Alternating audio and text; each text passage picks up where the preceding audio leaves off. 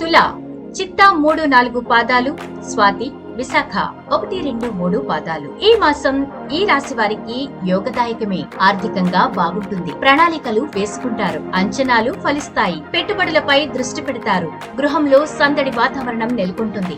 ఆలోచనలు కార్యరూపం దాల్చుతాయి. పదవుల కోసం యత్నాలు సాగిస్తారు. ప్రత్యర్థులతో జాగ్రత్త, గుట్టుగా మెలగండి. ఒక సమాచారం ఆలోచింపచేస్తోంది. అయిన వారితో సంప్రదింపులు జరుపుతారు. దంపతుల మధ్య దాపరికం తగదు.